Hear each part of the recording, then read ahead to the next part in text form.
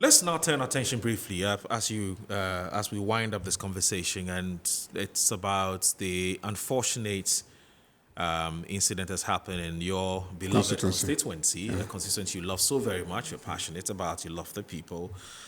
You're not happy about what you deem as the violation of human rights by members of the Ghana Armed Forces, of which you have written to CHRAJ to look into and to compensate those who have been affected. But the Ghana Armed Forces have issued a statement, and they're saying that they're not responsible for what has happened to the 10 or so persons who have been who have suffered some casualty in what happened a few days ago. So, what exactly are you expecting the CHRAJ to do about this situation? I didn't expect the Ghana Armed Forces to take responsibility, to admit that what they did constituted brutal killings and egregious violations of fundamental human rights, taking away the lives of people. I didn't expect them to admit that. But if you look at their statements, they don't deny killing those people. They use the word liquidation, that they were liquidating them. That's what they say, yeah. You know, that presupposes that these were people holding weapons and therefore they had to neutralize them. Absolutely, that's what they said. But there's no evidence that these guys were even holding weapons. There was no evidence. I mean, there was no evidence. In the statement, did they indicate what weapons they retrieved from those people? Did they indicate? I've read the statement time and again, haven't seen that. Exactly. So how, and are you telling me that the Ghana Armed Forces are training personnel who are so incompetent that the only way they can liquidate a civilian, even holding a weapon, is to shoot and kill that person? Is that the level of competence of the Ghana Armed Forces? Is that the Ghana Armed Forces that has received international acclaim for its professionalism and competence in peacekeeping across the globe? And how are you so competent across the globe dealing with other citizens, and yet when it comes to your own citizens, you can afford to be so inhumane? Those are fundamental questions. I mean, things have happened in the constituency.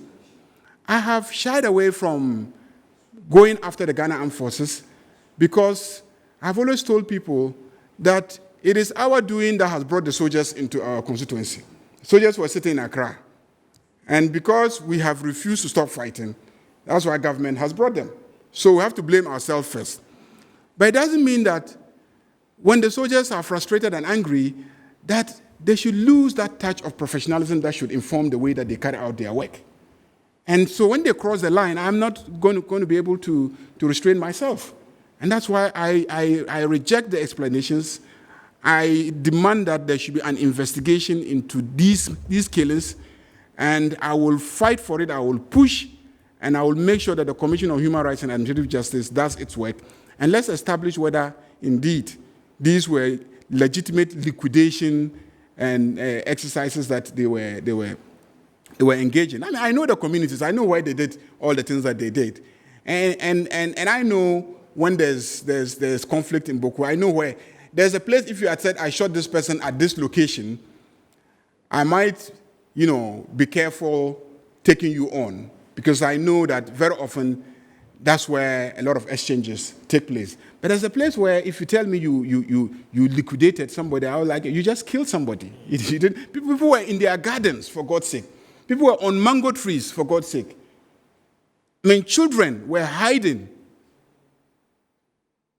in rooms. Mothers were resisting the efforts to kill their family members.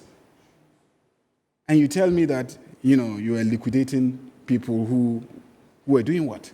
This is barbaric. This is unacceptable. Right. This is not the Ghana Armed Forces that we know. And we will not accept it. These are the remedies you're seeking: compensation of 500,000 Ghana cedis for each and every one of those whose lives were taken to be paid to their immediate families as punitive damage. You're also asking for restraining, for members of the Ghana Armed Forces to be restrained from further acts of brutalities in BAWKU in the exercise of their responsibilities to maintain peace in BAWKU, adequate compensation to those who have suffered physical harm, You're saying this complaint is pursuant to Section 7 of the Commission on Human Rights and Administrative Justice Act 1993, Act 456, and Article 218 of the Constitution of Ghana 1992. The complaint is dated Friday. Yeah, so it was. I think you sent it to me on Friday or so. But you're also suggesting, I think I read somewhere, that the Ghana Armed Forces appear to be taking sides.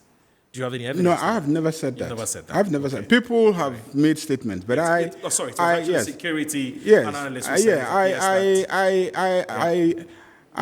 Look, all sites in BAWKU are my sites. Because you're both. My father is Kusasi. My mother is Mamprushi. My grandmother is Hausa. I mean, some of my cousins are Yorubas. Some of my, cousins are Bises. I mean, I cut across, and with my level of education, I should be the last person, to be encouraging one person to do. I mean, in this whole saga, trust me, I'm not the most popular in the constituency because each side is not happy with my refusal to go full haul with them in what they seek to do. And I have no regrets for taking that stand because at my level, I can't encourage violence. I can't promote violence. I would rather lose being a member of parliament than to encourage and support violence. And as a lawyer, I have consistently told all the sides in the conflict what the legal position is. And I have told them time and again that you can fight for the next 100 years, you will end up where I am telling you that you will end up, which is that the chieftaincy issue will not change as it is now. Is that okay? And you cannot take Mamprushis out of BAWKU. You cannot take any ethnic group out of BAWKU. I mean, you can do whatever you want to do to me, but I owe you a duty to be truthful to you, no matter what price I have to pay for that. Okay? But at the same time, I will be hard on Mamprushis. I'll be hard on the Nairi. I'll be hard on everybody. So that is my position.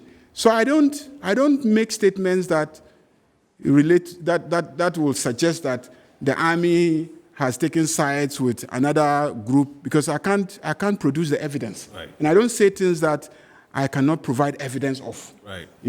So I didn't say that, and I will never say that. That's true. That's true. And I must actually confirm that you didn't. It was actually, I was reading up on it and I saw those statements. I just realized it was actually attributed to a security analyst and not you, so I take that back.